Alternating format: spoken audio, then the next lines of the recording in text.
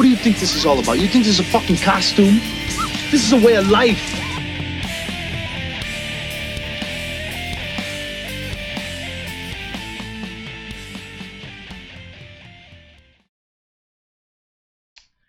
Hey, BALLBUSTERS, Bates here with your friend of mine, Ray Mungus, and we're looking to start a little bit of mayhem on episode 46 of Way of Life Live.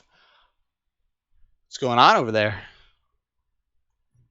Not too much, not too much. As I said to you earlier in our personal chat, starting to understand Judd a little bit better from Pet Sematary. You know, when he said sometimes dead is better, and yeah, it's really resonating tonight.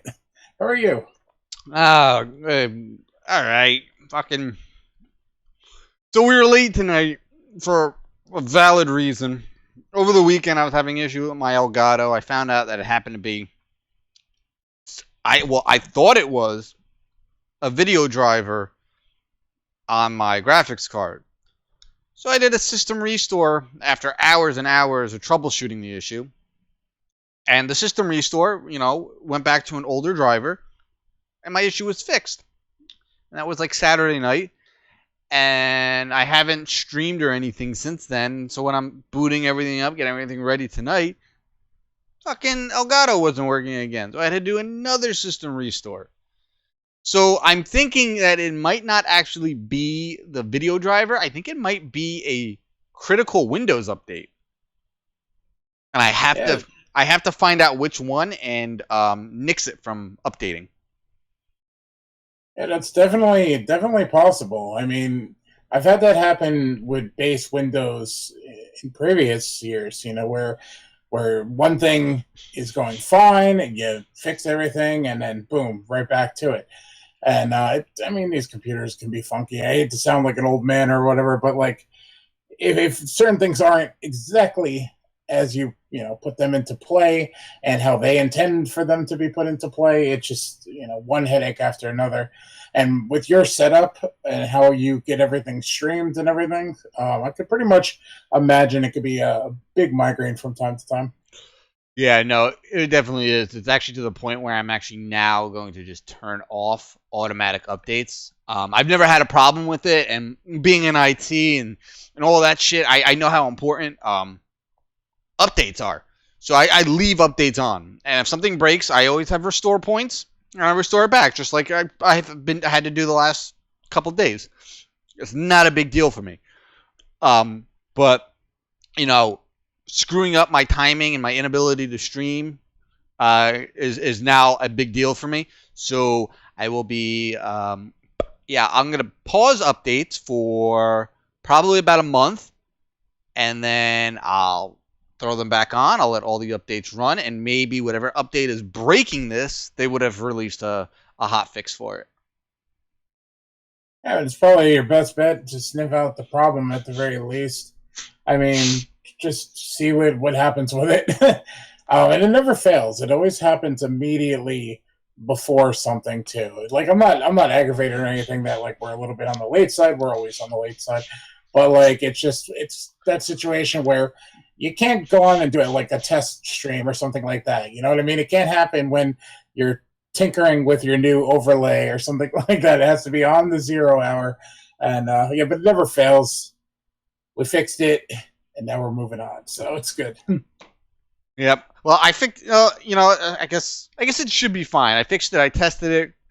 I'm on a different scene right now. Well, actually, no. I have my Elgato in the background. I'm gonna move it forward. But I think if I had restarted my computer again, I saw the update. It had already downloaded, but I paused updates now, so it shouldn't install. Uh-oh.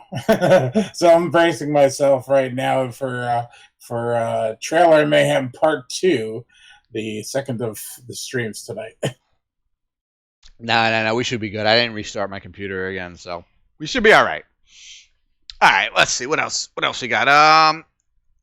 So you released some things on the site today, or rather a few days ago. I was getting things done. The full move from the Way of Life Network to Dead Entertainment is finally done. I've been basically dragging my feet on a massive amount of random work that had to be completed in order to really migrate all of our previous content from our last channel to this channel. And I'm not going to bore you with the details, but it was a lot of tedious work that took a lot of hours. But in any case, it's done.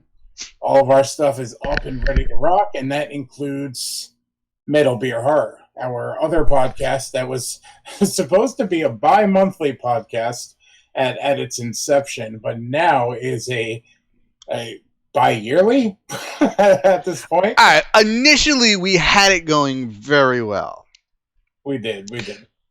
But with my move back into the house after it was rebuilt, I kind of put a damper on things. Since the move, we did record one episode.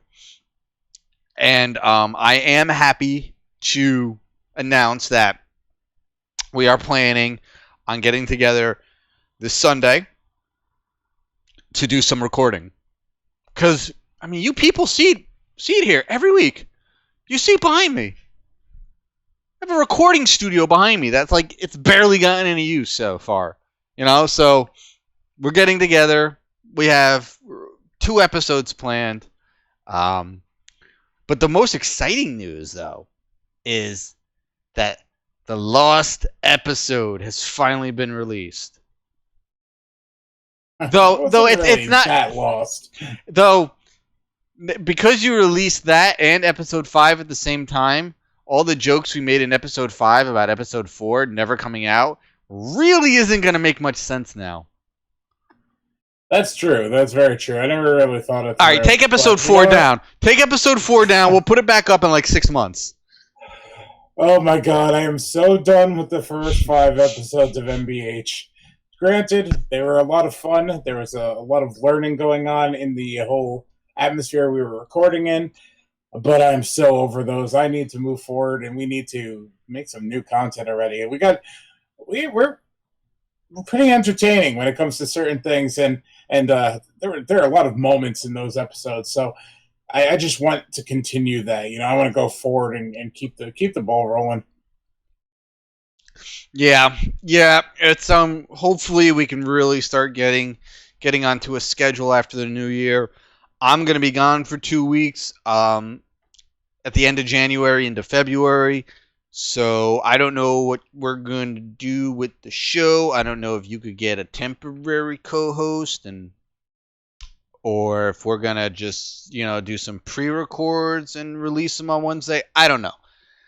But yeah, we'll get something down. I have a few ideas rolling around, but I want to get through the end of this year. You know what I'm saying?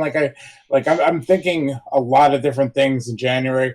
There was a lot of different things I was thinking about doing in December that never really came to pass. But let's get through the last of 2018 and then, get rolling in a big way at the start of January. And, if we have to take a week or 2 off or, pre-record a couple things, it's not that big of a deal. Oh, yeah, no, there's no 2 ways around it. I mean, there's no fucking way I can do the show from fucking Asia.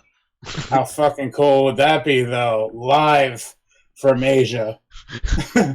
I'll be recording at 3 in the morning while you're wide awake. Hopefully hunting poster stores again because... Oh, I will be. I'll be grabbing more cool things that I come across. So I went to Asia 2 years ago, and where I was in Vietnam, there was these weird poster stores everywhere, and they had like these these ridiculously cool posters on like this handmade like paper. It was crazy, and they had the most obscene designs that you don't find in the States. Like these crazy unique designs that were just like, I didn't know this existed. Yeah, there were a couple of them that were clearly bigger releases or individual show releases, like bootleg artwork. However, there was a lot of designs that you were showing me, sending me pictures of that were things that I've never seen before. And you and I, we collect a lot of artwork. We collect a lot of posters. We're huge movie fans, and we may not see everything, but we see quite a bit of it. And there were designs that stumped us that we were just like, wow, how the hell did that exist to begin with, and how did we not run into it? And moreover, how did they run into it over in Vietnam? You know what I mean? Yeah, he's right. A lot of the posters I was coming across were like unique one-off posters that was for like a one-night special event for a theater in fucking like Kentucky or something. And they had this crazy unique artwork just for that one event, and somehow these people in Vietnam would find it and they were like reproducing it. And in a unique way too. Like that paper is like, I can't even describe it. It's like thin parchment paper or something like that. It's really weird.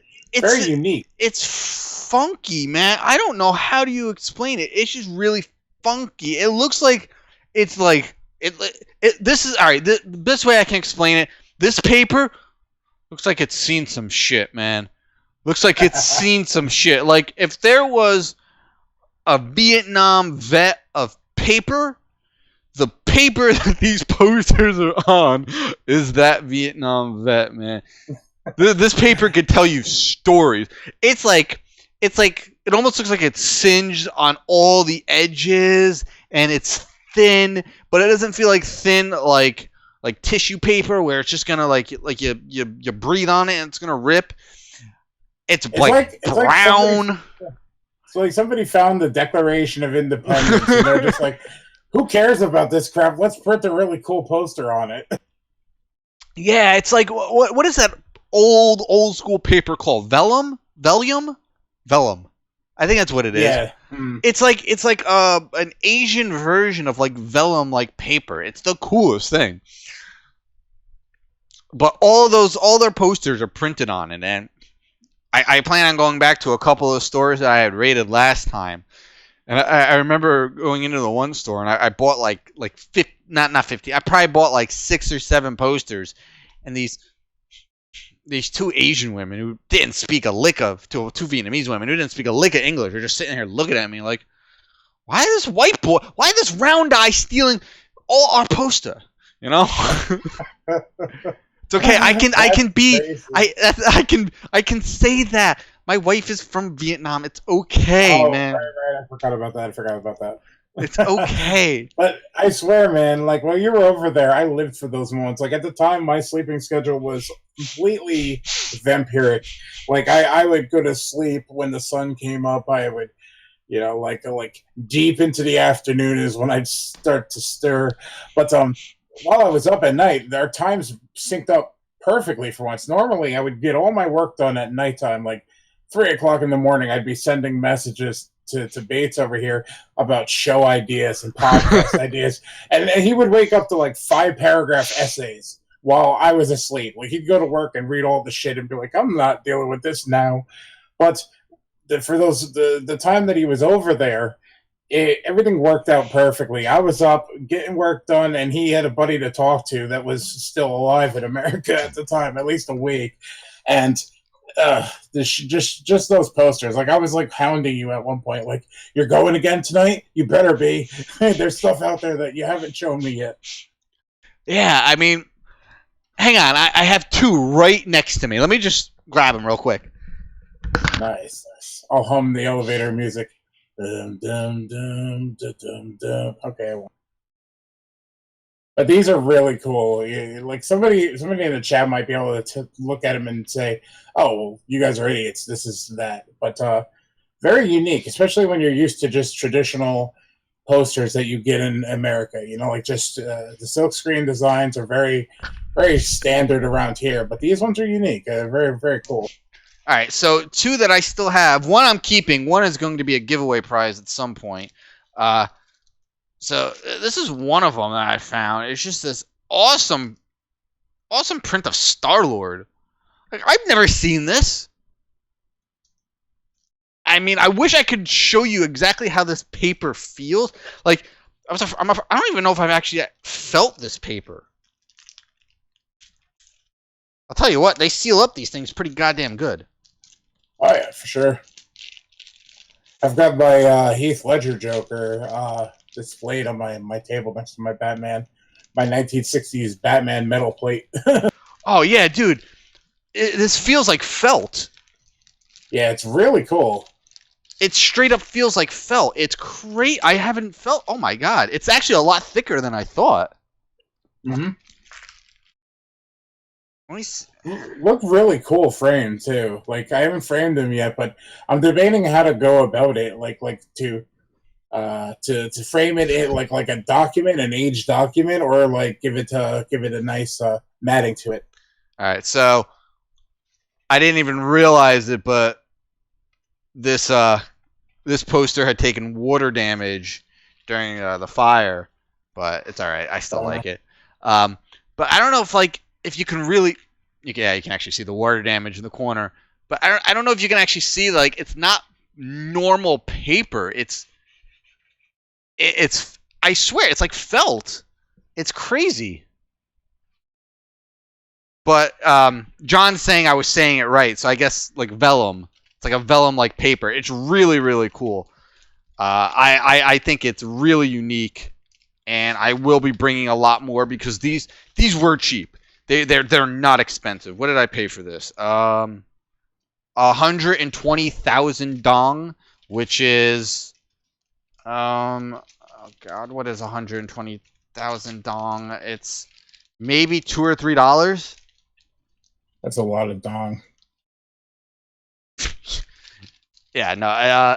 The exchange rate over there is ridiculous.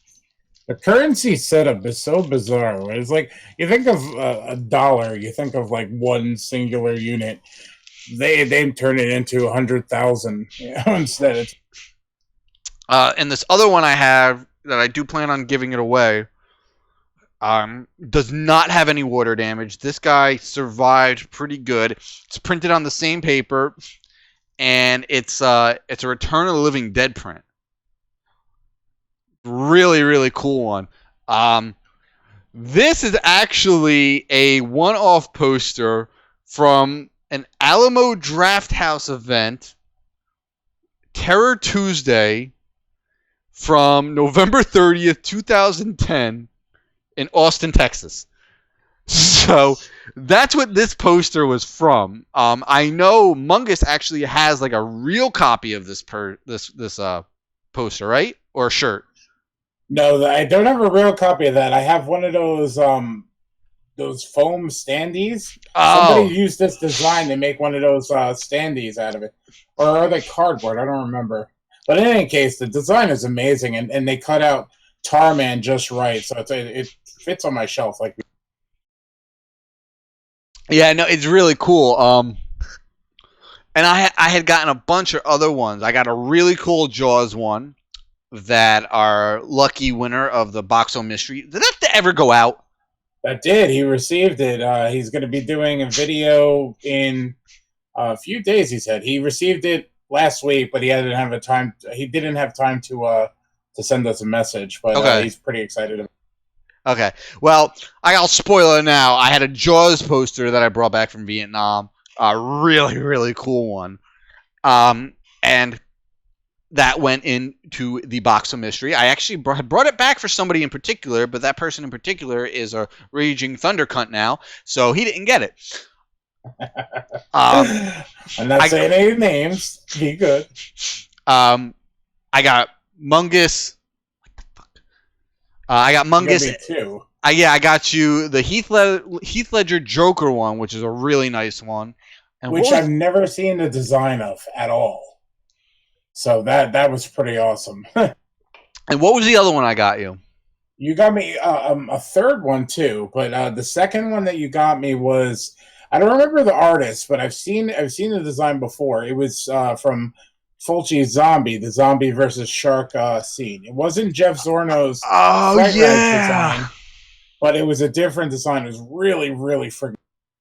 That's right. And then the third one was a mini poster, which was Kill Bill related, which was pretty awesome. Pretty awesome.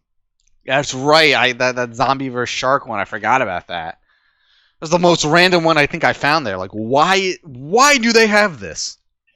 What's crazy about that is the fact that, like, you walk up to a horror fan in a public place, and odds are they don't know Fulci. They don't know Fulci's Zombie 2 or anything like that. You go around the world, and you happen to find a zombie versus shark poster in some random Asian shop, which is I mean, how does it happen? I was in Old Quarter in fucking Hanoi, like cobblestone roads and shit, and like hundreds and hundreds of year-old buildings everywhere, and just little street vendors everywhere, and this little rinky-dink shop. I found probably 75% of the posters I brought home.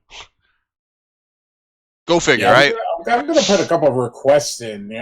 But you know what? I'm gonna be just as excited seeing anything you come up with out there.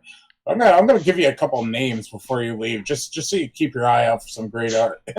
Well, there was another shop I had walked by a bunch of times, and I didn't really go in. I kind of looked at it. I kind of window shopped from the outside, but they were selling like old propaganda posters, man, and not particularly something I would like hang up and frame in my house, but I think it would be something cool to bring home, and I guess it'd be sort of like a conversation piece, because they were big into propaganda, and for the most part, in certain areas, like the Hanoi Hilton, which is now a museum, or the Hilton Hanoi, whatever it was called. It's a museum now, but it's actually it's still massively propaganda and very anti-America. Everything else in Hanoi was like super friendly. Like nobody held any like grudges against Americans, but that museum, man, fucking like crazy propaganda against America.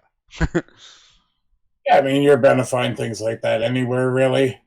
But hey, at least you may have found the darker corners, but you also found the brighter corners with all the stuff you brought home. So, at the very least, yeah, pretty much.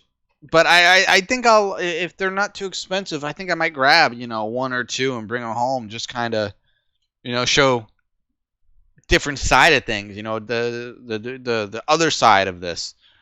I don't know. I thought they were just pretty unique. The few I saw, they're not crazy like anti-American, but you can tell that they were definitely propaganda posters.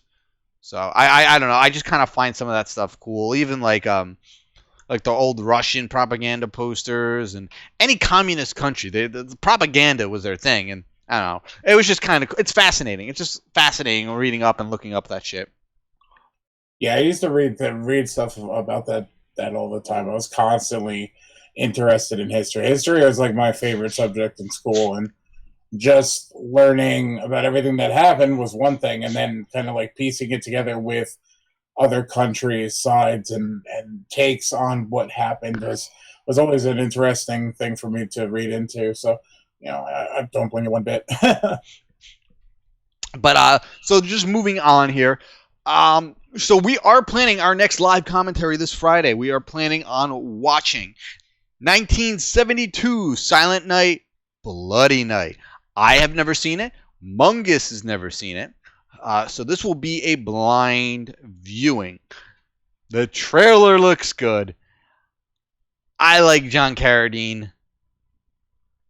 I don't think we're gonna go wrong with this one. I also might have a really good buddy of mine. He may be joining us, and shockingly enough, he said he's seen it before. He says it's been a while, but he said he's seen it, and I sort of believe him because he really watches like the most out there fucking movies. So, I'm gonna shoot him the time and the information, and if he is around, he is going to join us.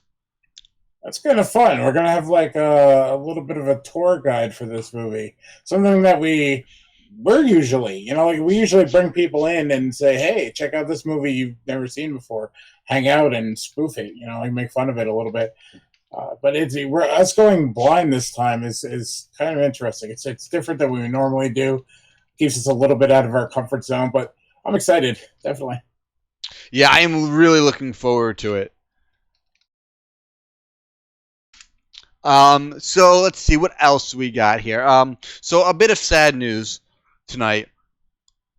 Earlier today, we had learned that Steve Dash, actor and stuntman, most known for portraying Sackhead Jason in Friday the 13th Part 2, has passed away. We do not know what he passed from, but we did know that he had diabetes and a lot of complications from diabetes. He had heart problems. He had heart problems and blood clots, and as recently as December 4th, they had amputated his left leg. And at that point, at that time, he was still very, very high in spirits. He was already planning on being back out on a golf course in 2 months with his new leg. So nobody had any idea that his health problems were as bad as they were until it was announced today. Now, Mungus and myself have had the overwhelmingly positive pleasure of meeting Mr. Dash on more than one occasion and recording him in his panels at conventions on more than one occasion. And we cannot say a negative thing about the man. And I'm not saying that because, he is no longer with us. I'm saying that because it's the God honest truth. Now, the guy was abrasive. I believe he was a Brooklyn native, so he had a bit of an edge to him, but you knew when he was talking to you or when he was berating a fan that it was coming from love. It was coming from a place of love and admiration. It was like, yeah, you asked a stupid fucking question. That's all right. You're a fan. I'm going to treat you like a dick, but I still respect you. He was that kind of guy, and you'd talk to him and he would make you laugh and he would bust your balls, and he was a fan pleaser and just an all-around awesome guy, awesome human being just to sit back and listen to. Man, a guy had been in the business since the mid-70s as a stuntman, and he had done all kinds of movies and shows, and had a lot of stories to tell. Some funny, some a little scary, like how Amy Steele almost took off his fucking hand with a machete. That's always a fun one. But he was also a police officer too. He was actually on, if I recall correctly, he was on security detail for John F. Kennedy from back in the day when he was a New York police officer. So this guy had done quite a lot in his life. 74 years old. You would have never guessed it by if you ever saw him at a convention. He was very, very just very spry, very alert. And again, 74 in today's world, really not that old. So I shouldn't talk like it's that old. But you looked at him, you wouldn't think he was that old. I don't know, maybe 60s. I wouldn't say when I saw him last, which was a year ago, he was in his 70s. But definitely a absolute treat. I am glad I was able to record his last 2 panels at Monster Mania for everyone to see and enjoy. It was they're special, let me tell you. They are special. I forgot that you had recorded the one in 2017, the one that we've hosted that was attached to your account, if I recall correctly. Yeah. I forgot all about that panel. I didn't even know we filmed that, which is pretty awesome. So it was cool to flip through some of that and check out. Like, these panels are perfect reflections of who the man was as a person. And like you said, he was a little bit abrasive, and he did that from a place of, first off, it was territorial. It was like, if you're from the tri-state area, New Jersey, New York, some degree Philadelphia, if you're from that general area, you know how people react to each other, and how a lot of the times we speak before we think, and it's not from a place of being stupid. It's a reactionary kind of thing, and he had no filter, and that was the beautiful thing about experiencing one of his panels, because you never knew what you were going to get. Even if it was one of the best questions in the world, it was like, you kind of felt on the edge of your seat, like, what is Steve's going to say to this thing, and how he reacted with the other Jason actors was amazing. Like, just like it felt like a true family. These people that see each other at cons time and time again. So it was really a treat to experience a panel and getting a chance to meet him and everything like that. And I was shocked that he was in his 70s, to be honest. I read today that he's 74, and I was like, wow, you would never believe it. I mean, aside from looking a little bit on the skinnier side, because of his complications, he had like the pep of like somebody that was in his 50s, like who was ready to go wind sailing or something like that. He definitely had a lot of life to him, and like even as recent as the post of his leg amputation, he was all set and ready to go to see the fans again after the new year. And it was just a shame that everything led to this moment. It was kind of a bummer. But in this whole thing, I learned something really interesting that I didn't know before today. And this might catch you by surprise, too. I'm going to give you one guess. What movie did he do a stunt in? Like a big name movie. Do you want to take a guess at this?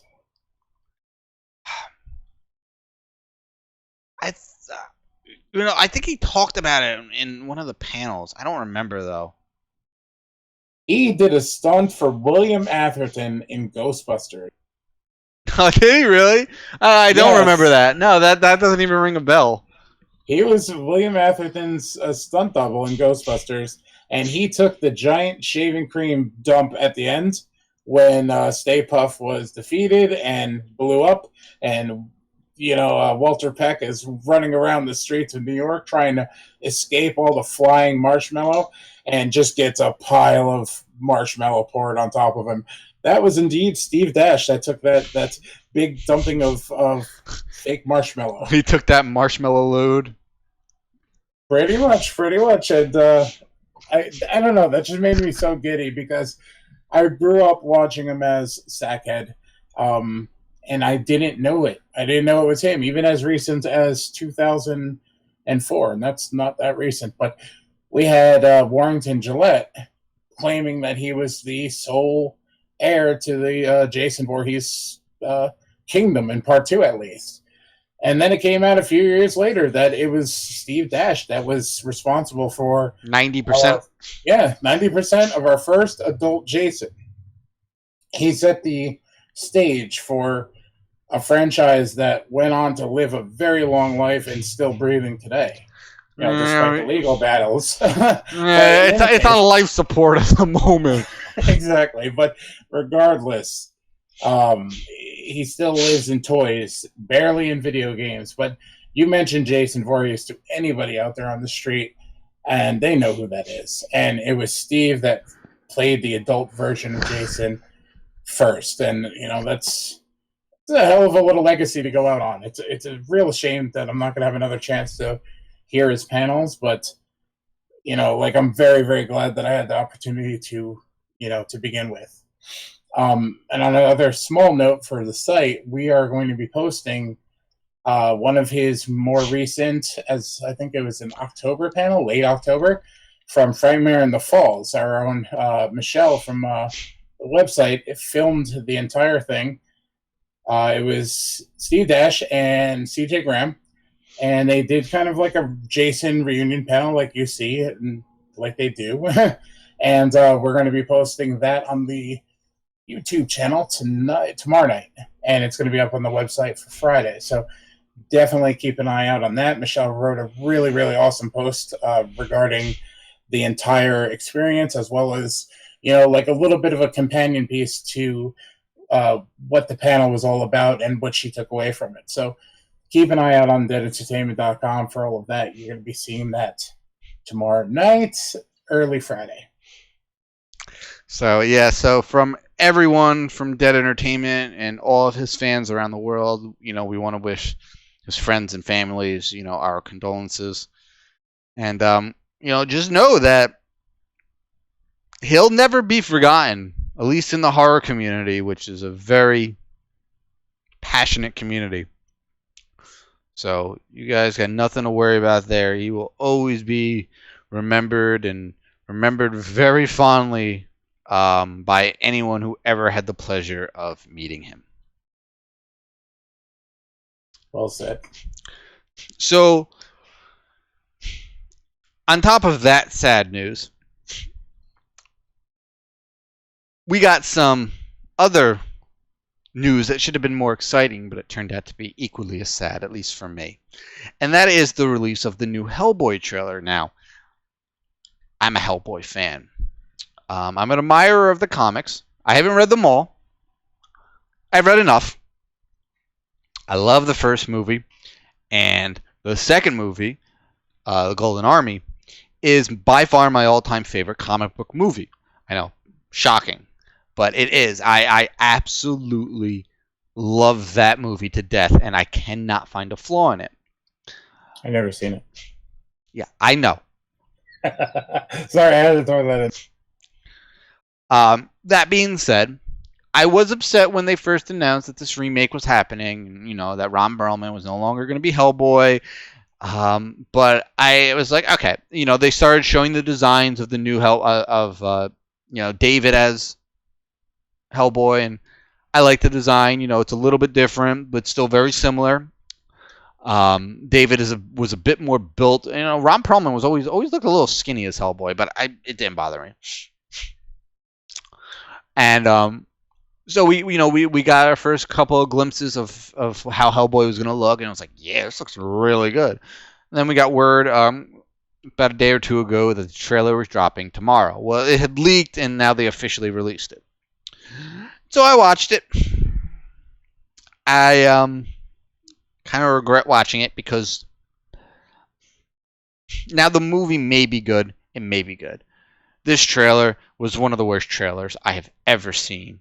Between the awful dialogue in the movie, the way the trailer was cut, and the choice of music behind the trailer, it was just like you're just setting up this movie to fail. They instead of focusing in on the darker gothic, a lot of religious elements that Hellboy, revolves around, they just went straight up for popcorn action nonsense. And in a world where we're getting a comic book movie every other month, they really should have kind of honed in on some of the cooler aspects of the story and the character instead of just giving us more cookie cutter crap to God, I can't even remember what terrible song they put behind this trailer. I don't remember.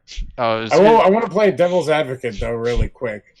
Do you think this trailer was cut this way to jump on the Suicide Squad, Thor Ragnarok type of hype? Because it worked. Hold on, but let me continue real quick. Because the original Hellboys had all that dark and gothic and religious and epic feels to them. Like those trailers were like on a scale of like Game of Thrones type of stuff back in the day. As far as like epicness goes. Do you think they just flipped it just to see if they could reel in more of the masses because they know they're going to have people like you? Maybe not you specifically. I don't know if you're going to give it a chance or not, but I feel as though that this trailer was done simply to get the people who didn't see the first Hellboys in the theater because a Hellboy fan is already going to show up. I do. I think they looked at this and they're like, all right, James Gunn did a lot with a funky soundtrack and weird characters in Guardians of the Galaxy. And then Thor Ragnarok, that was pretty out there and crazy. But then you got to remember who the fuck, directed that movie. I believe he partially wrote it, in Taika Waititi. And, Thor Ragnarok, it screams Taika. That is Taika to a T. If you've ever seen any of his other movies, that's his branding everywhere in that movie. And with how Thor was set up in the MCU, you could kind of see that kind of weird, funky transition in the character. we're getting a new iteration of Hellboy, and I guess they wanted to go down a slightly different route. Now, Hellboy's always been a very stubborn dick of a character, and he is sort of a wisecracking, almost like a Logan, just a wisecracking asshole. That's what Hellboy is in some aspects, but it's not like his core mechanic. And I think what they're trying to do with this movie, I can't say for sure, but it looks like they're trying to make that a core mechanic. They want that wisecracking asshole who's just goofy. And if you're going to do that, at least give him better lines to say than "it's good for smashing things." Like, really? Oh, that was the worst. Are you that uninspired? Like, who wrote that crap? Listen, I am being a little unfair to this trailer because it's just a trailer. There's how many trailers have we seen for movies that trailers were amazing and the movie turned out shit, and vice versa. So I am being unfair, but this trailer was not good. It was not good at all, and I can only hope that the shit we saw is just like, it's not going to affect the movie. I want this movie to be good. I was really looking forward to it. I was really hyped for it. Mainly because we're getting Lobster Johnson finally. I'm a massive Lobster Johnson fan. They got Thomas Hayden Church, who, kind of on the fence about playing Lobster Johnson, but I think he could do it. He was Sandman in Spider-Man 3, and he actually played a character. It's really hard for me to explain this. If you don't know who Lobster Johnson is, Lobster Johnson was actually like a serial character within the Hellboy universe, but he was a real character. And his character actually was from I say the 1920s or 1930s in the comics. And it's funny because Thomas Hayden Church actually has experience playing a character from that era. And I always thought his character in this movie was pretty good, even though the movie was awful. But if you've ever seen the movie The Phantom with Billy Zane, who I'm a big fan of, Thomas Hayden Church was in that as well as a pretty big character.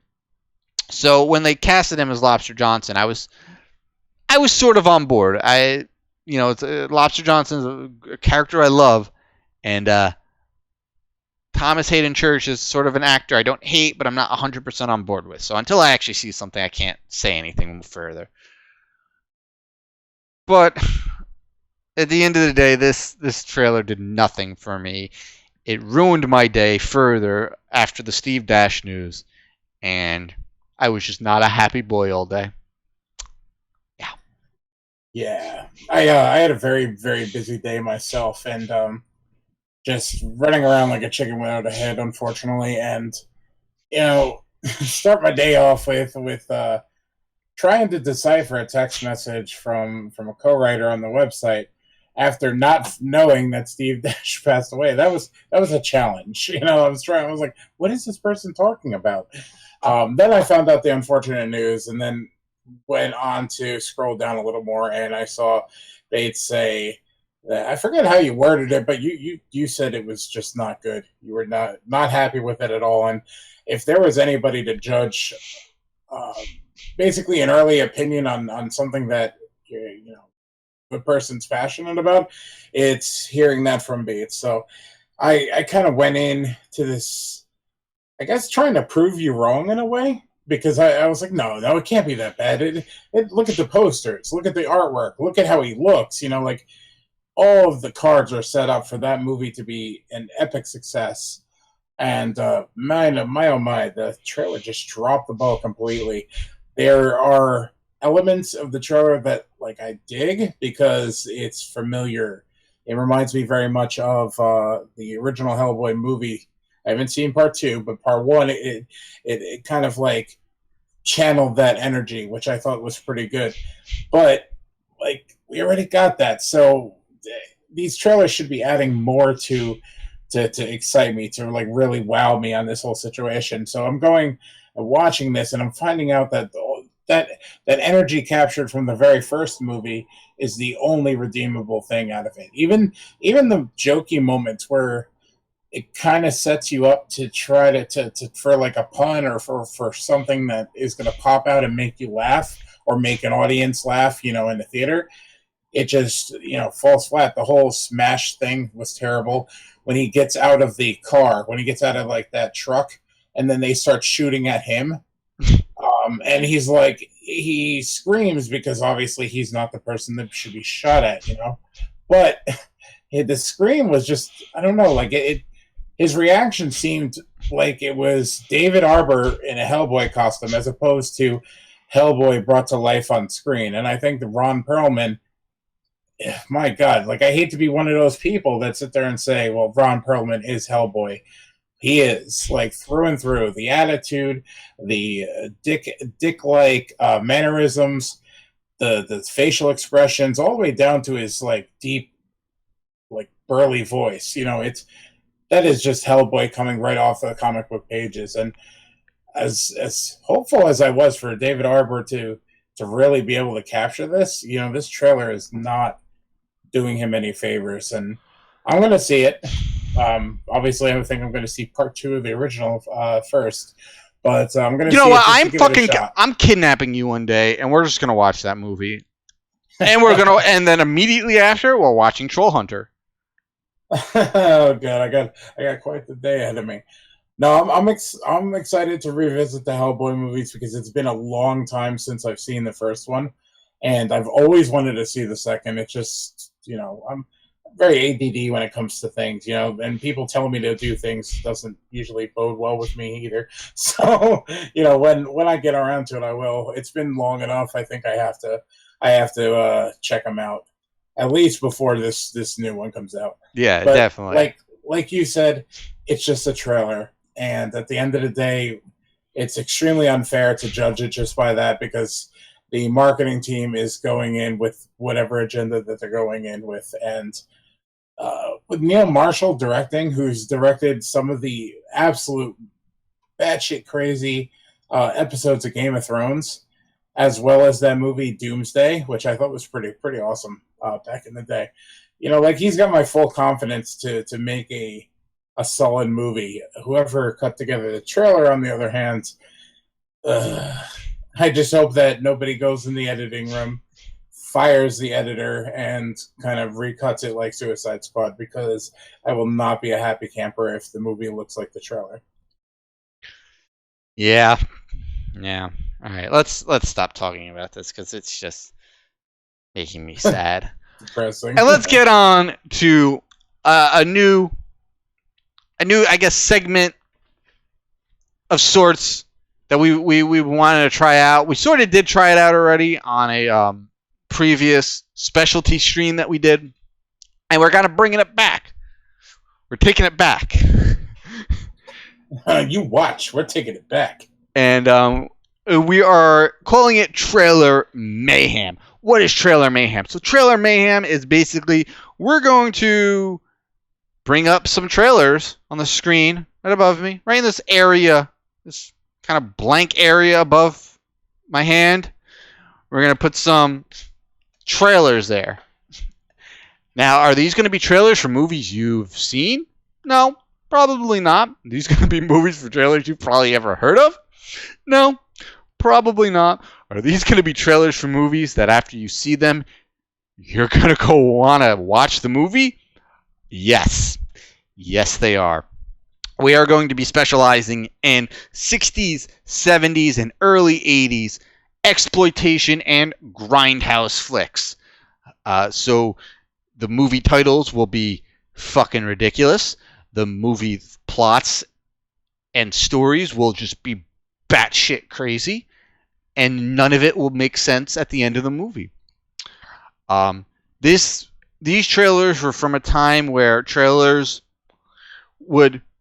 they used to do this thing where they would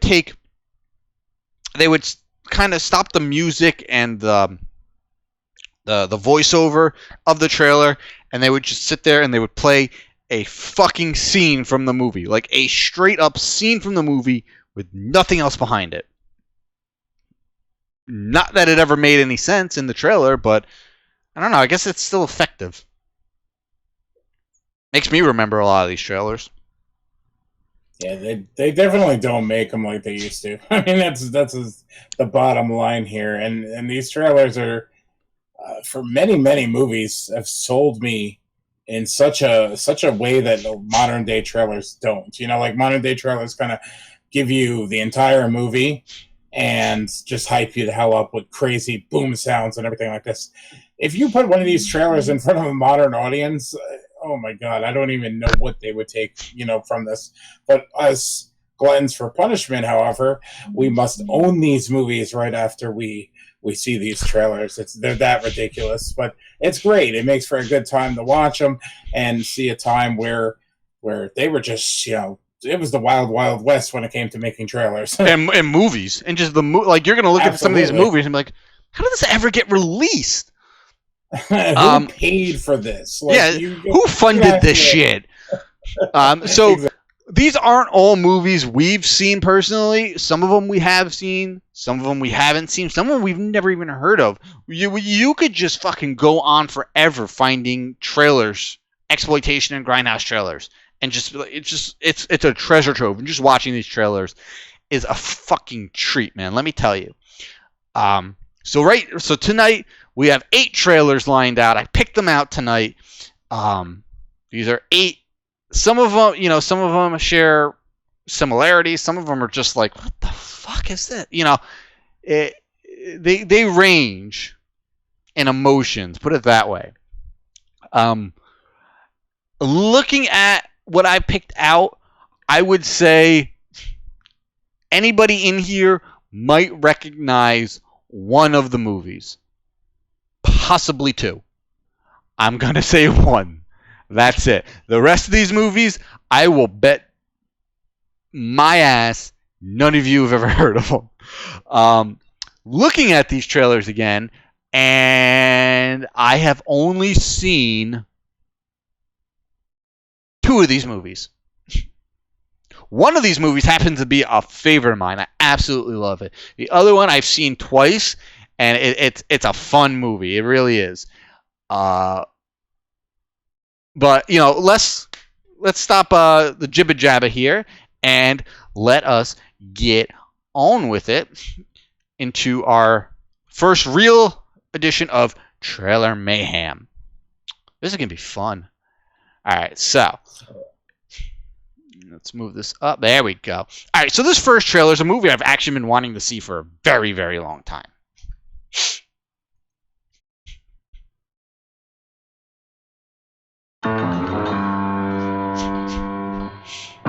Now, from Carlo Ponte, the man who brought you Dr. Zhivago, comes a totally new motion picture experience. A journey into the bizarre, terrifying world of the psychosexual mind.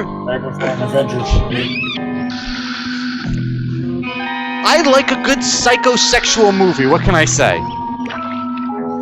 These are only movies I watch, to be honest. Oh, are we gonna need nudity warnings again? Oh, yeah, we are. Oh, of course. Oh, it wouldn't be Trailer Mayhem without some TNA. Torso. It saturates the screen with. But it's like really grainy 70s nudity. You can't see shit. I'm here today for a good reason. What do you have here? Fragments of cloth. Is one of these students a psychosexual killer? Oh yeah. 1 week ago. What is this, like one of those PSAs? Hey, look, it's a cut scene from American Hippie in Israel. And the extended version. Cheap luck, go listen to our commentary. A killer is stalking. Well, that's a real good start. Why do all hang-ups come my way? Honey, even if you're queer or This guy looks like Ricky. you're paying the price I charge just It the is. same. Oh, he did not like that. A psychosexual killer is stalking. They like that word, psychosexual. Son of a bitch! What's happened? That guy was spying on us. Sean, what in the hell he was? He Come was back, spying on us. A killer who takes his pleasure differently. It reminds me of like one of the scenes from the Thanksgiving trailer. Yes, yes. He kind of looks like a crash test dummy, doesn't he? Yeah, he does. Torso. It saturates the screen with terror. Oh man, I'm gonna saturate the screen with terror after watching this. You'll never recognize any actor or actress in any of these movies. I want to meet them all because I want to know what their lives were like after. Torso. I love the cuts in these A trailers. gripping motion picture Yes, about it's all a killer's perverted hunger aroused to an animal frenzy. Yes, that guitar riff is amazing.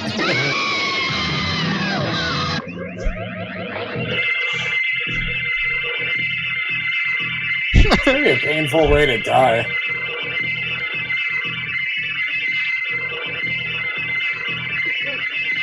This trailer is still going.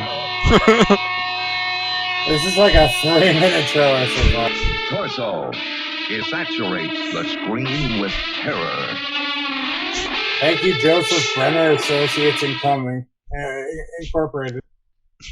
So these old exploitation and grindhouse flicks in the trailers, they were notorious for saying the name of the movie 1,000,000 times during the trailers. That is like a running theme with these trailers. They all do it.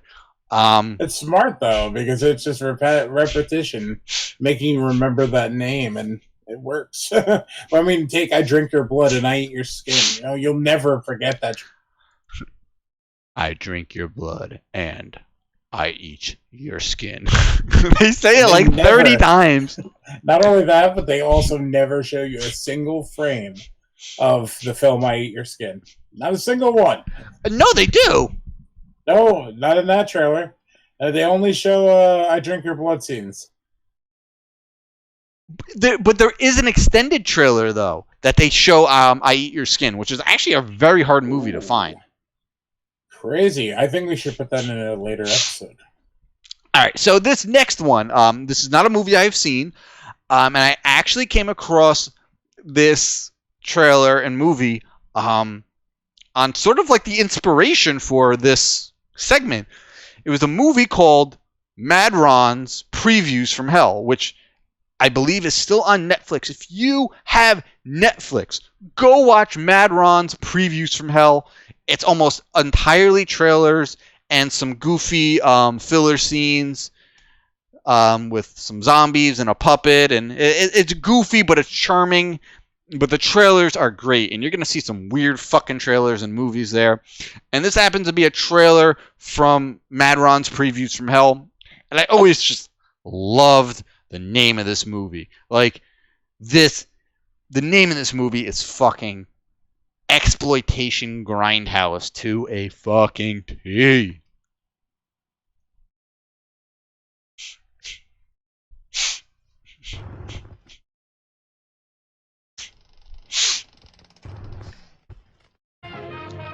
Yeah. Time to wake up. For those of you who don't know, this is my alarm for my phone. Every time I gotta get up for work, this is what I hear.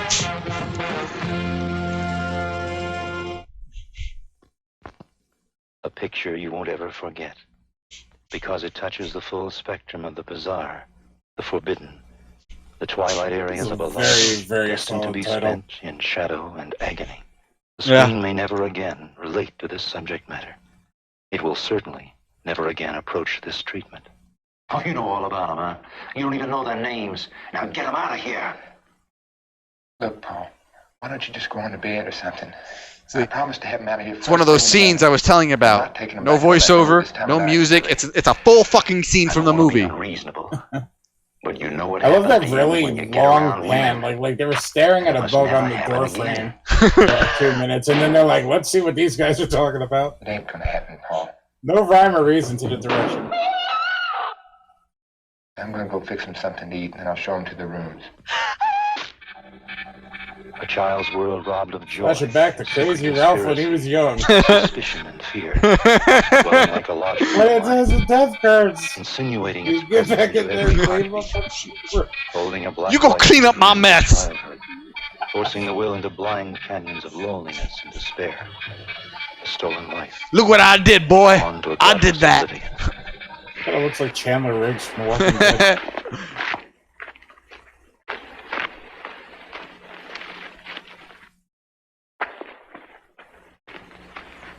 There's probably no good reason for you to be going into that barn. Yeah. No, none at all. Nope. That's pretty much what you would be expecting. The only ones I'm left curious what remorse. her reason was, because The she was all last shady witnesses to about the it too. execution. She opened the door like, Suspended oh in my time god, I'm by a gonna go puppeteer with pee in blood here on or his something. hands. Like, Little broken I hear this is where he bones keeps his on drugs. After the music has stopped. 3 on a meat hook. I want to meet this voiceover guy, man. I was just thinking, I wonder if this sort of trailer approach would work. Not like these long scenes or anything like that, but like the you know, the voiceovers in the beginning where they talk about, you know, like the atrocities, you know, very Texas Chainsaw Massacre type of vibe. I wonder if they brought that back to horror, if it would have 2 legs to stand on. Oh my god. I always loved it. Oh, dude, that is the best way because you know those trailers are just cut like the trailers today are cut. A lot of them are cut in a way where it's giving you like half of the movie. The trailers back then, it's just like well, actually, a lot of them, honestly, when you go back and you watch them, they show you like almost every kill, but you don't know what's going on because it's just like it's just cut by a madman. Pretty much. Like the I Drink Your Blood trailer, it shows literally every person who dies being killed in the trailer. Hell, take the Friday the 13th trailers for that matter. Like, I always get weird when, like, nowadays when I hear, or I see a trailer and I'm like, oh shit, now I know that person's gonna die. And Friday the 13th, they showed you every kill in those trailers, like every single one of them, without even like flinching or second guessing. And I don't know, I think it's ballsy. They don't do shit like that anymore. Yeah, so they could bring back that style of trailer, but they would have to alter it a bit. But the overall idea behind it, they could still do, but just don't show us, you know, every single fucking person who's gonna die. Just don't do that. That or be clever about it, like shoot alternate takes for the trailer where it doesn't necessarily show you the person, or maybe kill off people in the trailer that don't necessarily get killed off in the movie. Yeah, that way you get all kinds of screeching after the movie comes out. How come that scene wasn't in the movie? Oh god, yeah. I forgot. You know, movie or film Twitter is a bunch of incessant babies now. Okay, so these next 2 trailers are movies I have seen. This one I've seen twice. I remember seeing it twice. It's this is just like one of those just dumb fun movies. There's no other way to explain this one.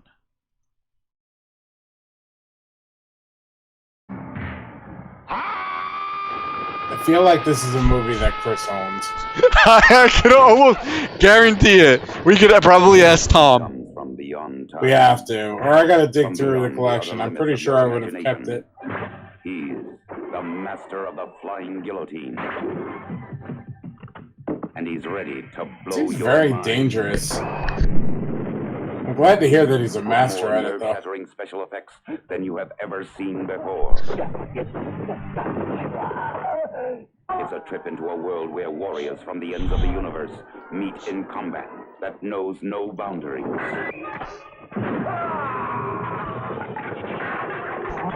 I gotta say, I do enjoy a lot of these movies from the past. Like, I grew up watching a lot of them with my old man, and I don't remember a whole lot of plot details, but you didn't need that back then. You just needed just wild martial arts and crazy stunts and ridiculously low budgets. Oh yeah, without a doubt. Or any world.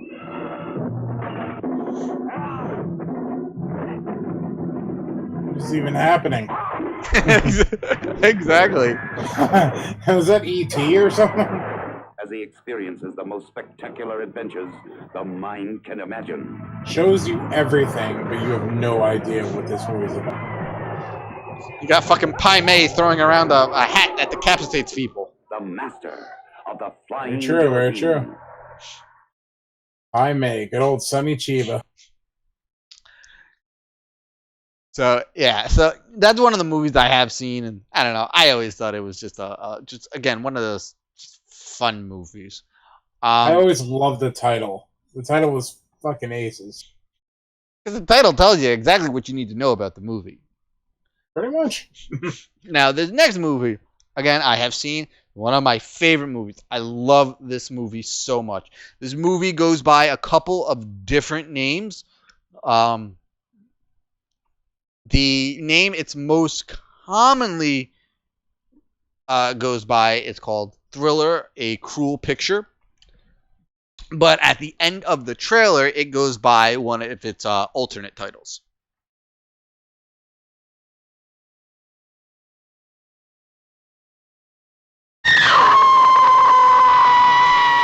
This movie, from somebody who's seen this movie many times, has way too much slow motion. When cruelty knows no bounds. Yeah, it's like a Zack Snyder movie. When evil knows no limits. Revenge strikes with its most frightening This is a power. woman that I would absolutely love to They meet. called She her does the One Eye, convention circuit then ran for here their and there, lives. but it's usually overseas. We've got a peck of Christina trouble. Lindbergh is amazing. Frigga killed one of her regular clients yesterday. And I'm betting she's out to get the three of us. They defiled her beauty. They robbed her of speech.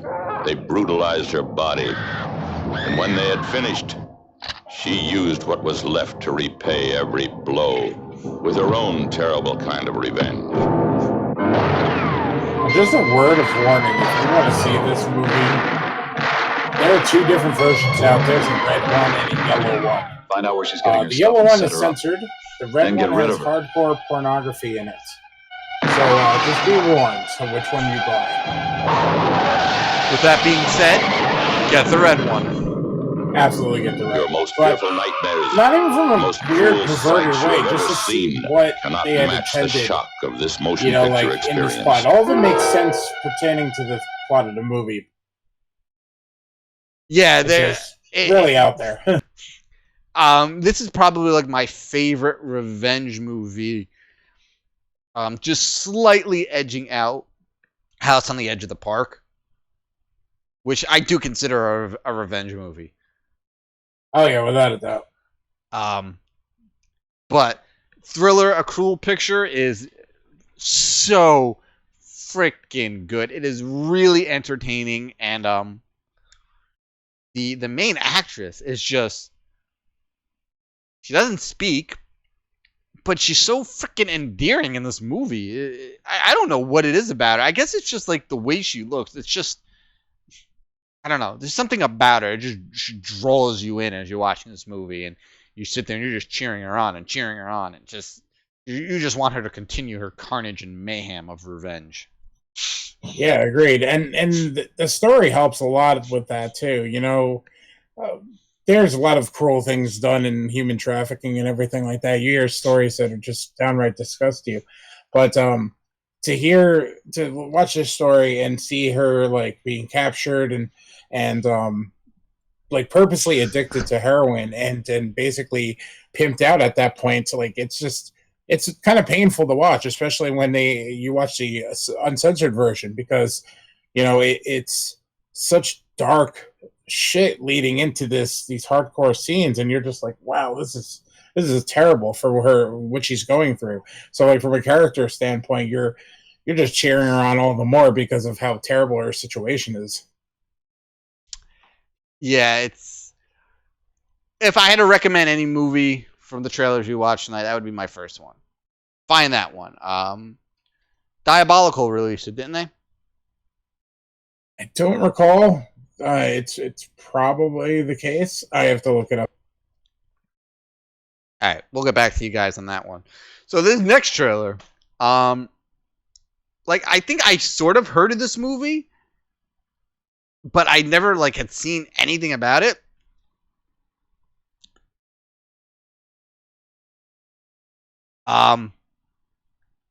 And just the name of the movie is really kind of, I don't know, it just drew me in. It's like, all right, so what exactly is this movie about? Oh, okay, it's exactly about what the title is. Okay. Sure. Sounds good to me.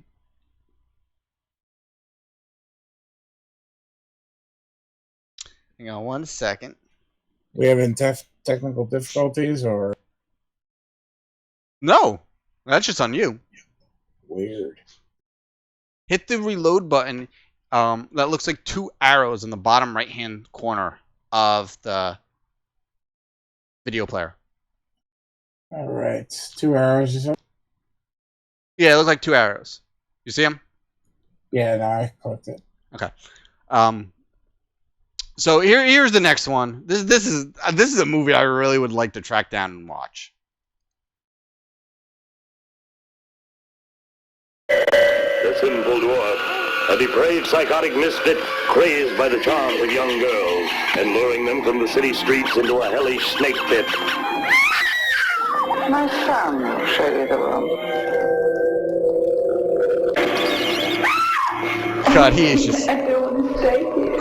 creepy. Think of that blonde girl. I always hate when I open my TV. The simple dwarf, a tantalizing bride trapped in a web of terror. Oh, great. That's my Last night I heard noises. Are you snoring? No. And today people have been walking in and out of that door at the end of the corridor. This movie kind of has a Jones vibe to it. It does. It does. Watch out for it. The simple I'm not dwarf. familiar with Admission Jones is one of the restricted. fake trailers in Grindhouse by Edgar Wright. But I don't like ever remember hearing anything about this movie. I've never even heard of it. I've heard of this movie. It has a little bit of a cult following, but like I think a lot of that popped up from it not really being readily available. A lot of these movies you have to track down on like a bootleg market, and or you had to at the time. But a lot of them are finally surfacing through these like boutique companies. Yeah, I would definitely really like to find this one and give that one a viewing. That one looks like it would be a lot of fun. So this next one, actually like sort of a popular Grindhouse flick, I guess. I've actually never seen it, but I've heard all kinds of things about it. I've just never come across it and never had an opportunity to watch it.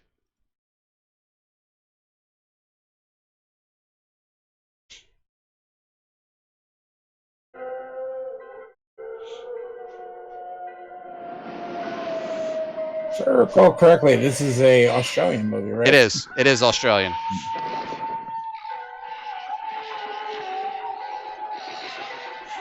Watch a documentary on a lot of these exploitation movies that came out of Australia. It is out there. Yeah, they had a few. Waiting. Long Weekend, Patrick. There's like another couple notable ones. I'm sorry for this. Powerful, deadly, invisible. They came. Didn't even look like he was shooting the gun. No, he's just like jerking him a little bit.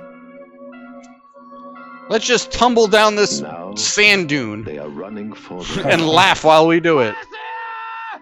because something. And they need to remake that with Kevin Bacon. It kind of reminded me of Kevin Bacon for whatever reason. There are mysteries. There are forces beyond imagination. Challenge them, and every living creature, Still, every like, blade hardly of any grass plot. will turn against you. This movie is about this guy trying to feed a wombat a jelly bean. Well, I'm not a big fan of like animals being the a force of evil. But this one looks interesting. Your life. Like man versus nature, as opposed to Long like some weekend. possessed dog. An experience in Yeah, like why was that eagle attacking him? suspense.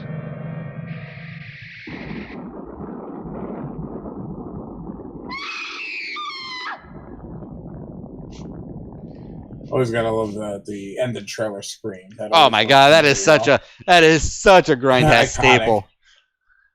That is such a staple. But yeah, I've heard all kinds of things about this movie. I've just never had an opportunity to give it a viewing. I would like to. It looks interesting, but I have a feeling it would be really slow. It looks like there's only 3 characters in the movie. Yeah, it definitely has like an early Wes Craven sort of vibe to it, where it takes its time and enjoys the scenery as opposed to, like just really getting to the point. And I think a lot of those grindhouse movies had to do that back in the day because they only had so much budget, so they had to really, really feed the experience through story as opposed to what they could put on camera and how many locations and all that. And a lot of the times it works. It works like very, very great. But who knows with this one? This one's always been fascinating to me. I might have to grab this one and bring it down to Monster Mania for the next trip. Oh, you have it? Oh yeah, no, for sure. I got it from Chris. Of course you did. Mm-hmm. Have you ever seen it? No, I haven't. This is on one of my 2 watch lists. Like this one and Patrick was really big, and I think this one was remade not too long ago too. Surprisingly, a lot of these exploitation flicks have been remade. There was one trailer I left out. I was shocked to find out that they had remade it in like 2005. And the last one we're doing, we got 2 left. The last one apparently got remade. Now I don't know if it's like the same movie or it just happens to be the same title. I think it might just be the same title. But the other one is definitely just not the same title because the title is fucking ridiculous. There's no way anyone ever is making a different movie with that title. Put it that way. I'm intrigued. So this next one is another film that goes by different names, and honestly, no lie, I've never heard of it. I'd never seen this trailer. I'd never heard of the movie under any of its names. And I watched the trailer and I was like, oh yeah, this is happening. This is happening. So enjoy this one because I know I did. I'm the mumsy. I'm only the nanny. My name's Sonny. My name's Girly. Mumsy, Nanny, Sonny, and Girly are a happy family. They live in a big old house to which they bring their friends, like Soldier and Number 5, and especially new friend. They all have favorite hobbies. Sonny likes archery. I don't think you'd see that in Nickelodeon. I'd watch Nickelodeon a lot more if they. Nanny digs needlepoint, and especially that bed scene reminded me of Wedding Crashers kid. And Mumsy, dear Mumsy, just takes care of the guests. And you're not a little boy anymore, are you?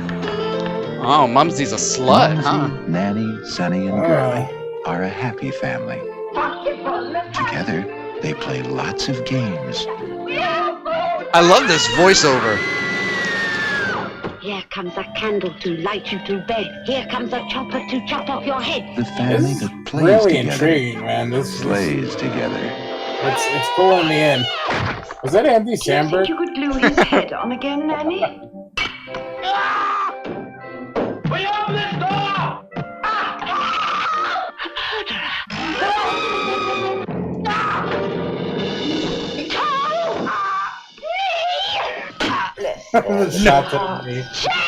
No means no. Their darling little heart.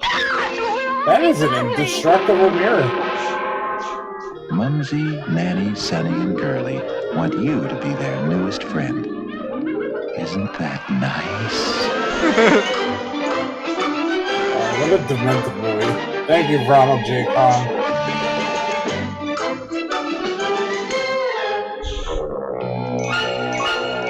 I love like the Leave It to Beaver music playing at the end.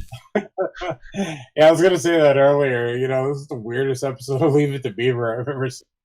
Like how crazy does that one look? pretty nuts. And I wanted to be a fly on the wall on that pitch meeting. Like, I got an idea.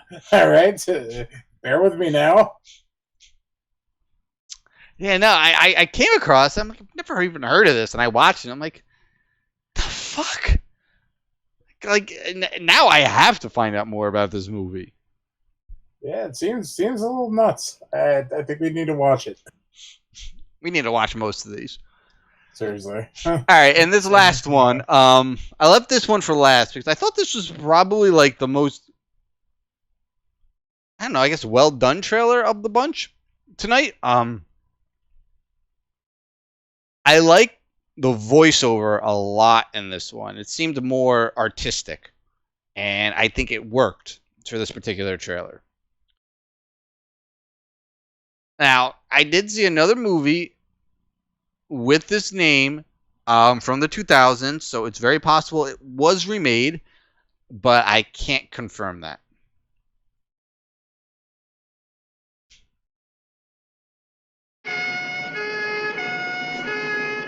Take 3 young people.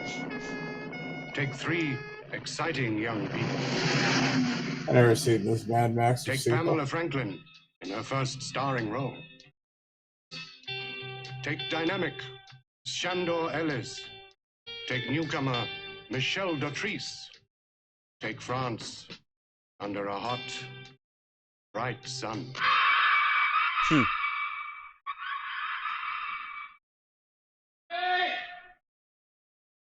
And soon the darkness immediately shows a daytime scene. I think the entire movie takes place in the day. A little ride in sunny France. A little ride down a long road. A little ride in the hot, bright sun. Carefree holiday for 2. This whispering voiceover. That's what I really liked about this trailer. They'll do anything in Italy. Huh?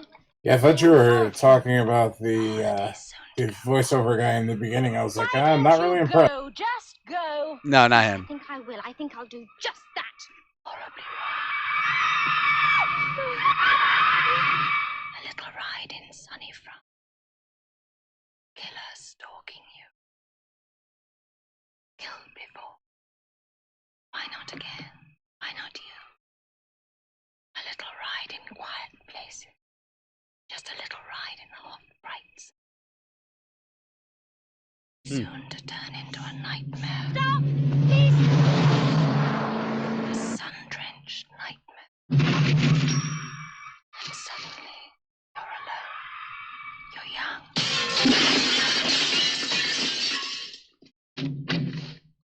And vulnerable. And terrified. You don't speak the language. Mes femmes, toujours mes femmes. Guy looked like Farmer Fran from fucking The Waterboy. I was gonna say the guy from Bratislava and Euro.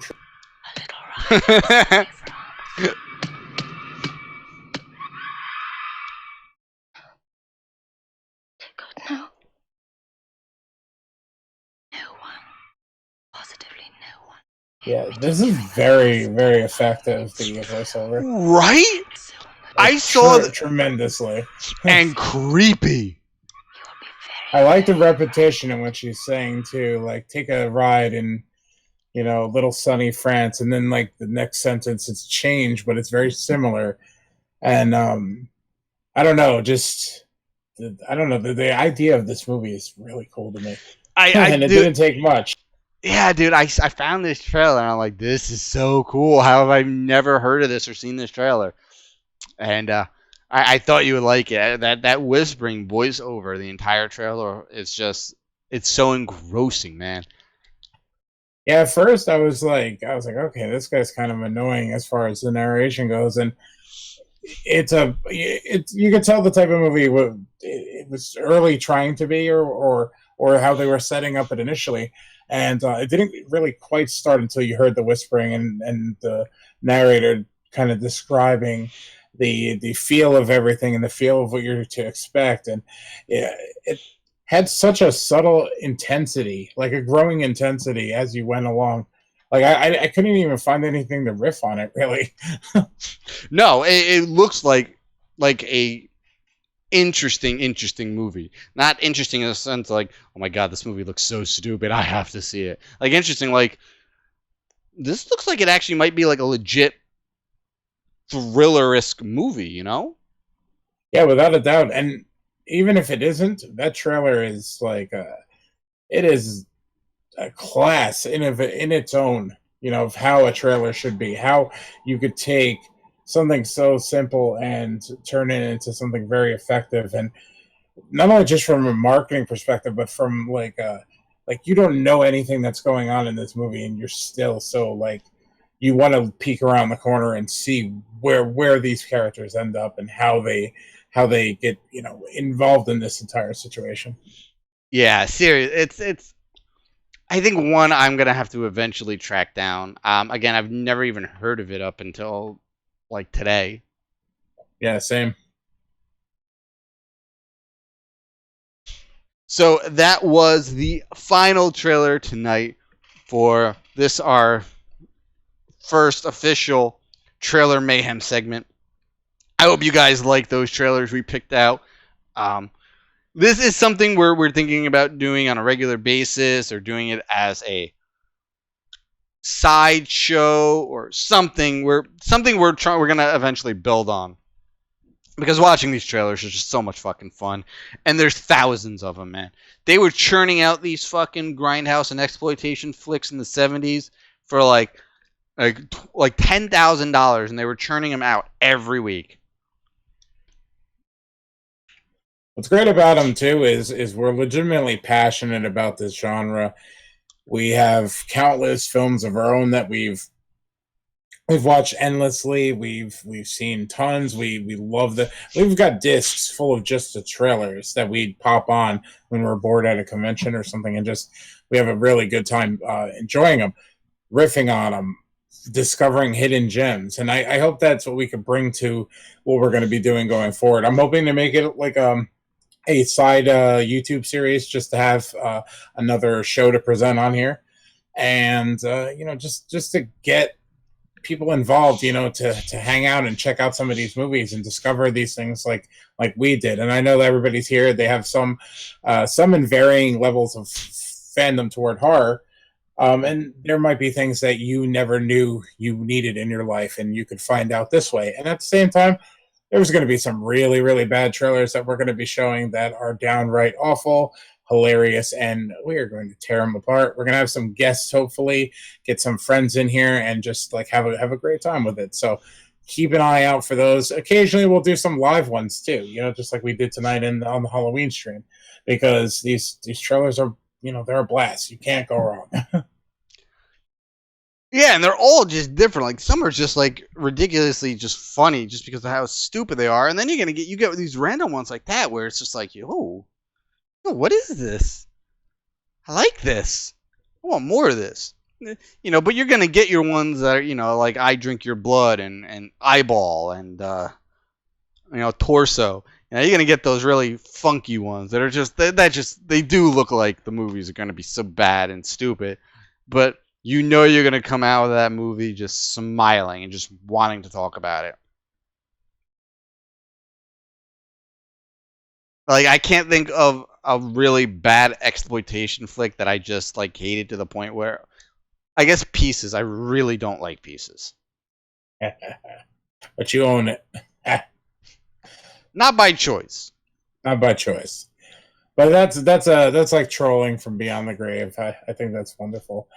But yeah, no, these trailers are amazing. They're a blast, and just and it's like a relic, you know, like you're witnessing like a piece of history, you know, like we're digging out of a time capsule of sorts. You know, it's from a far different time, and I mean, I said before, they don't make them like they used to, and good Lord, just watching that little sampling of trailers, that statement couldn't be truer. So I hope you guys enjoyed that. As I said, you know, we'll be doing this more so soon once we figure out how we're gonna continue to present it. But yeah, man, I could watch these trailers all night.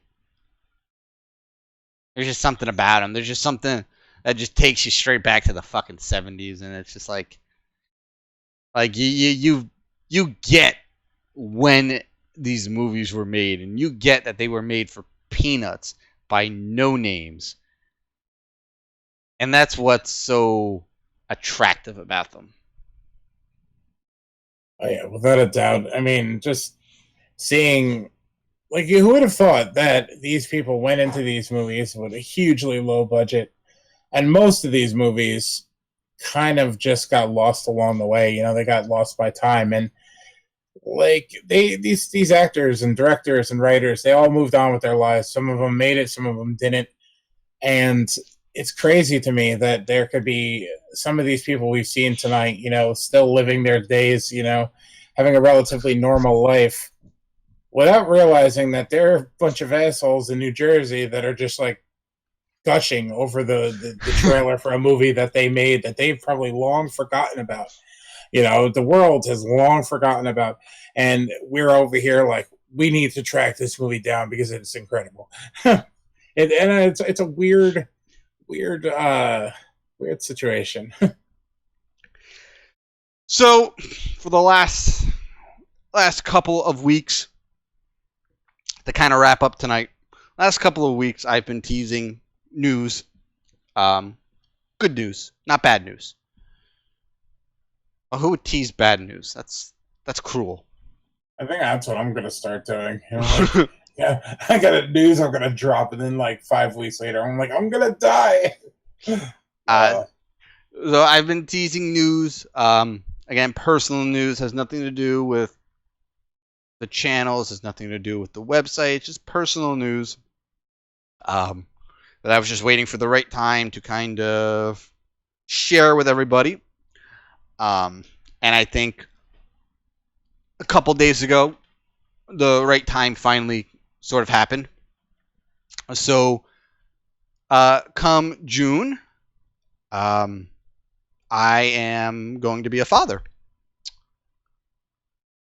We found out Monday or Tuesday that we are expecting a boy sometime in June. I forget exactly when the due date is, but come June, this family of 2 will be a family of 3. So I just thought everybody would like to know that. I'm hoping, you know, in the beginning, it's obviously going to affect me and, you know, whatever schedules I have on the channels and streaming wise, it's going to affect me to some degree. But because I am not one of those people who go out very often, you know, I feel like I can make raising a child and, you know, doing what I do here and having fun and streaming and interacting with all you guys, be able to keep that up to some degree. But yeah, so Bates gonna be a daddy. This was planned. Don't think this is a accident baby or anything like that. This was planned. We have been trying for a couple of months. It was only a surprise to his friends and family. But you know, we just found out it is a boy. All the tests came back good. You know, healthy as of right now. So the wife is very, very excited. She wanted a boy very, very much. I didn't care either way. I don't know. I think a part of me actually kind of wanted a girl. I don't know. I think I've always wanted to be have a little girl to spoil. I don't know why. Hey, there's still time. We are planning to have at least one more. Very, very, very soon after the first one comes. We want to get both out of the way very soon. Right after another. But she did want a boy first, and she got her wish. I'm okay with that. So I do hope that our next one is a girl. But we have already picked out a name. We will be naming the kid after me, not Junior, but just after me. Matthew the second. despite what you guys might think, my name isn't Bates. Bates is not in any of my names whatsoever. But funny thing is, my sister just got married back in the summer, and her husband's name happens to be Bates. So that's so weird. Little weird. Just a tiny bit. But yeah, so I guess I could call him Baby Bates, but our name isn't Bates. It's not my name. It's not her name. It just happens to be a nickname and a handle that I took a very, very long time ago. And I do have friends who actually call me Bates, believe it or not. I will say this: it is the weirdest thing to call him that. I've known you for how long, and all of a sudden we're like, oh, we're gonna go with a pseudonym. We're gonna go with a pen name, and I'm like, oh, I can't get it. I can't say it. Yeah, if you listen on the MBH episodes, you'll hear LR and Tom. They'll go back and forth between calling me my real name and Bates. And it's just like, pick a fucking name already and stick with it. It just slips out because like there's so many times of hanging out with you that we're just like, oh hey Matt, like hey, what's going on? You can't. Thank you, John. Thank you, Michelle. Thank you, Mag. Thank you, Chris. Glad it was planned. Yes, it was planned. No accident babies. I said it to you already, but congratulations, good sir. I can't wait for our third host of the podcast. I'm sure we're gonna hear some baby crying. So you're gonna have to train him to be better on the mic, better than I was when we started. And hey, I'm sure we're gonna put him in a horror movie. I'm sure my baby could concentrate and stay in front of the mic better than LR can. I thought you were gonna take a dig at me, and I was like, oh wait a second, I could do that. No, anytime we have a problem with your mic on the MBH podcast, just because you're using one of the lower quality mics. Exactly. I'm gonna try setting up my other spare mic since I upgraded mine, because I think that's gonna be better than the Shure one I have for you. Sure, and it looks like a regular stage microphone too, so it's pretty amusing. Like I could go out and rap like a podcast or something. But forget the podcast, man. Back to your kid. How awesome is that like we're gonna be taking your kid to see Marvel movies in the foreseeable future? That's fantastic. Yeah, it's gonna be a big adjustment, but it's one we're both looking forward to. And I guess it's really, when you have a kid, it's like when you really enter adulthood. When you're married and you have a house, and then it's like the next thing you do is you have a kid. Sadly, that's not so much the case anymore. It's usually like, you have a kid, you're not married, you live with your parents. But yeah, it's a definitely different world. But it's awesome that you guys you took that next step, and everything is going very well so far. And I hope that everything continues like that for many, many years to come. 2 kids, 10 kids, whatever. Like best of luck. Thank you. I'm looking forward to it. Looking forward to, teaching this kid right and making sure, I'm going to try to raise him like how I was raised and introduce him to things that I was introduced to as a kid. Television shows nowadays, they're not the same, I'm going to make sure that this kid grows up watching, the Spider-Man animated series and the X-Men animated series and some of the good, Nickelodeon shows from the 90s, all that good stuff I grew up with. And it's we live in a pretty different world now from 20 years ago. But you put the time and the effort in, you can make it happen. And I'm looking forward to that. I'm looking forward to being able to help mold a little me. It's a scary thought, isn't it? I've heard scarier, but I think I could deal with a little version of you, like a pocket-sized version. So yes, so come June, the month of June will be a very, very busy month for us. A very tiring month.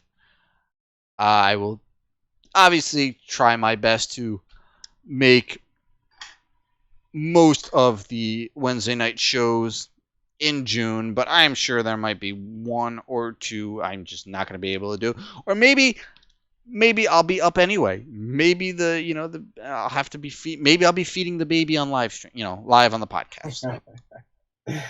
I gotta say that I absolutely admire the dedication. Like we were talking the other night, and we were talking about conventions. Convention season has been huge for Bates and I for many, many years. So it's always like around Christmas time, January, we start really feeling the excitement. We got a little bit of that home stretch going, and then it's convention season. And we were talking the other day about the one that's coming up in March, and he went on to the topic of August, and I jokingly was like, August is out, but maybe you'll be back for the following March. And he's like, whoa, don't say August is out. There's still a good possibility I can make it. And I was like, no, you're not going to make it. As much as I'd love for that to happen, no, you're going to be home with the baby. And that's just how that's going down. But like the dedication and the, hey, no, we're going to work it out. We're going to make this stuff happen it's adorable. That's the best way to put it.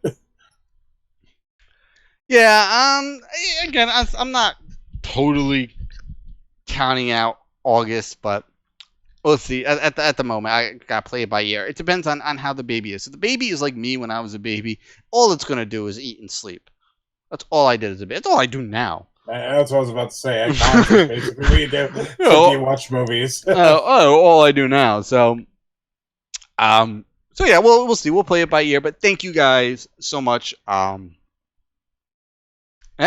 So that is the big announcement, big news I've been teasing, and glad I was able to share it with some people.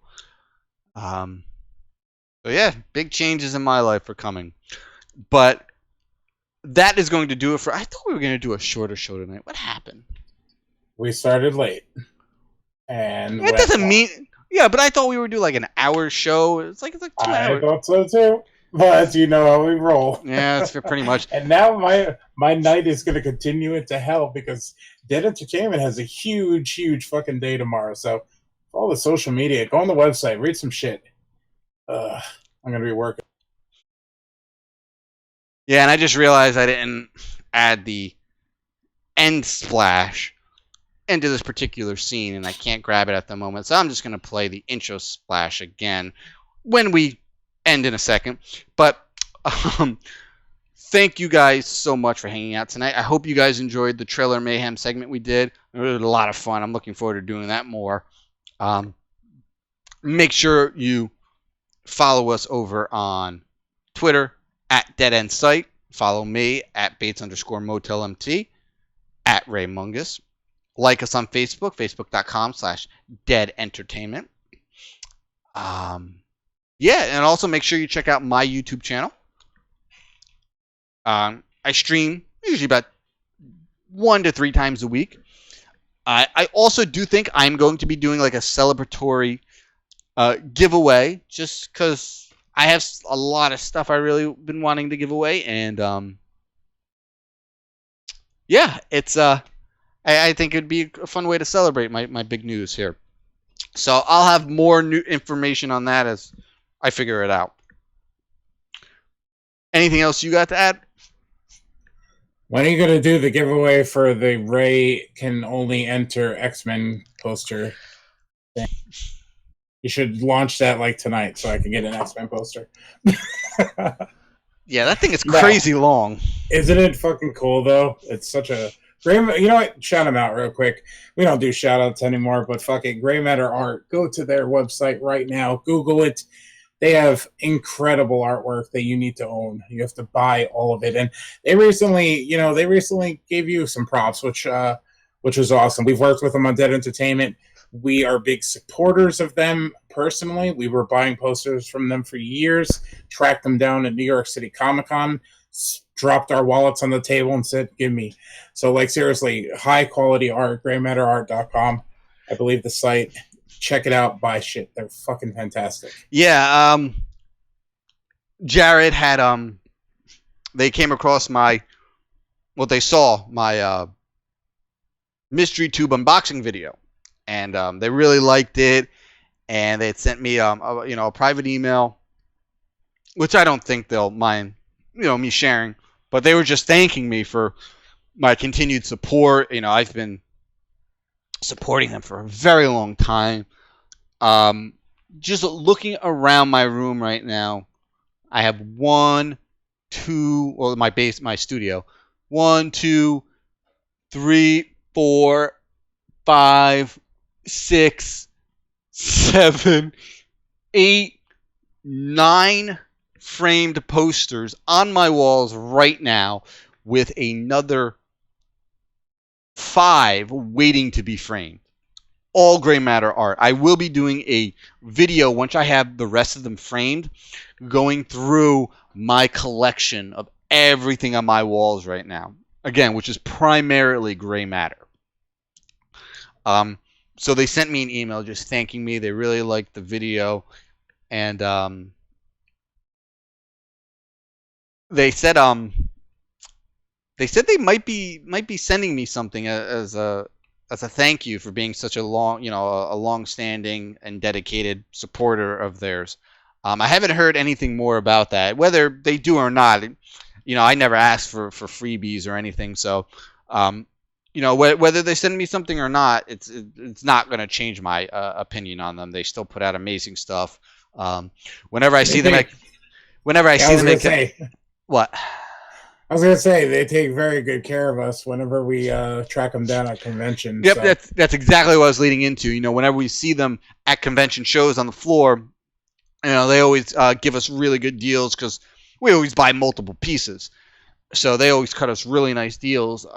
When my house burned down, I had 2 pieces that got damaged, and they gave me I showed them pictures of everything, and they felt really bad, and they gave me like a 2-for-1 special to replace the ones that got damaged.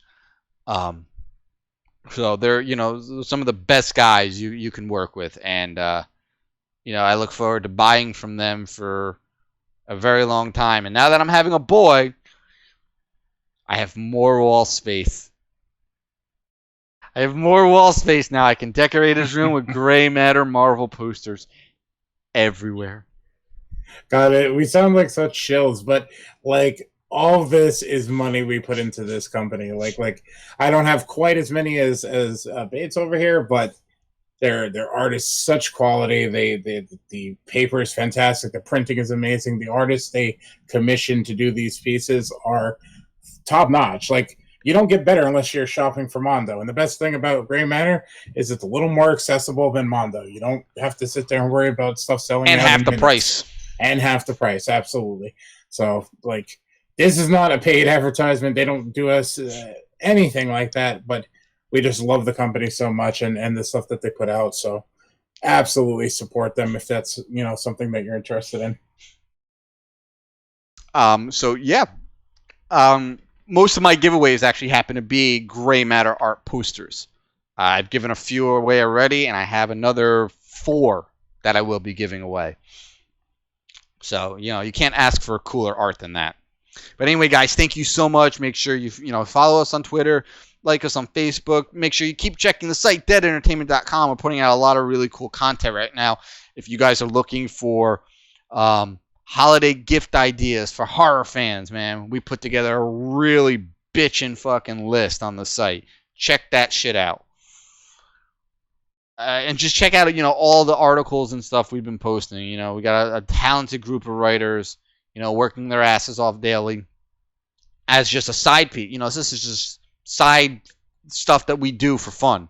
And, we put a lot of effort and a lot of dedication into putting out great content on that site. So, guys, check that out. Please support it, share it out, help the site grow. So we will see everybody on Friday at around 8 o'clock, 8-ish, for Silent Night, Bloody Night. Looking forward to that one a lot. You guys want to watch that movie with us. You remember, we do not stream the movies live, but if you guys do want to watch that with us, get in contact with me. Send me a tweet, send me a DM on Twitter, and I will get you the information and you can watch it live with us. Anything else you want to add in? No, I'm good. I'm looking forward to this Friday. This Sunday is going to be fantastic with getting the gang back together for a Christmas special episode and maybe something else we're still toying around with. And I think we're gonna wrap up the year right after Christmas with one final episode of Way of Life Live of 2018. You know, it's probably going to be a more laid back episode like tonight. And, let's have some fun. Get some more people in here and just shoot shit. Talk about the year, how good it was, how bad it was. Yeah. All right. So thank you guys. I can't say and remember because I don't have the outro splash queued up right. So I got to play the intro splash. So, yeah. Thank you guys, and we will see you Friday night.